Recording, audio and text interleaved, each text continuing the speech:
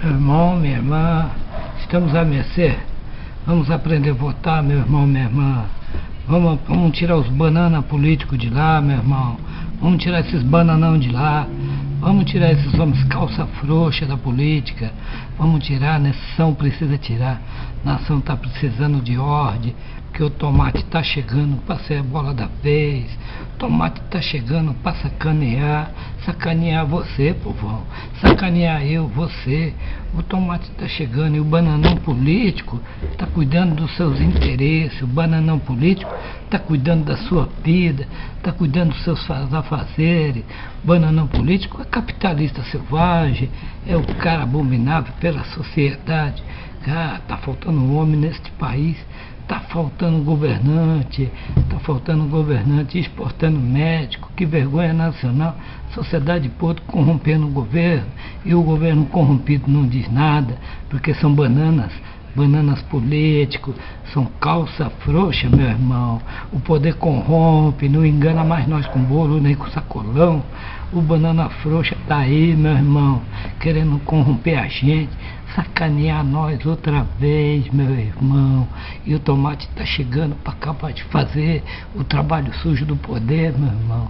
Sociedade podre que exporta médico para ver se cuida do nosso povo, meu povo. Olha aí, e o bananão político tá aí na área para acabar de fazer o bolso dele, encher a família dele, bota filho dele para estudar no exterior. Meu irmão, vamos aprender a votar. Será que tem homem nesse país? Será que tem homem nesse país? Todo calça frouxa.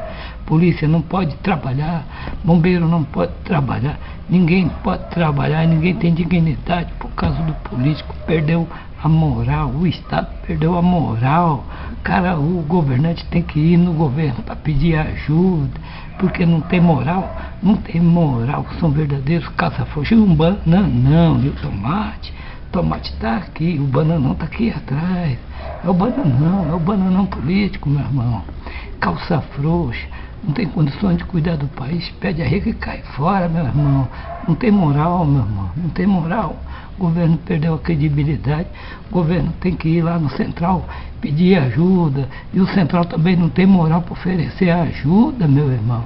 O Central também não tem poder, porque o poder está dominado pela corrupção, meu irmão. Está dominado, está tudo dominado, está podre, está sujo, meu irmão. Tá podre, tá sujo, tá dominado, meu irmão. E o bananão político tá chegando junto com o tomate.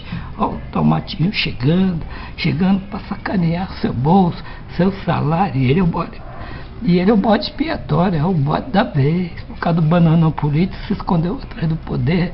O bananão político tá trancado de noite. Não me pergunta fazendo o que eu não sei. Bananão político tá jogo sujo do poder, meu irmão. É isso aí.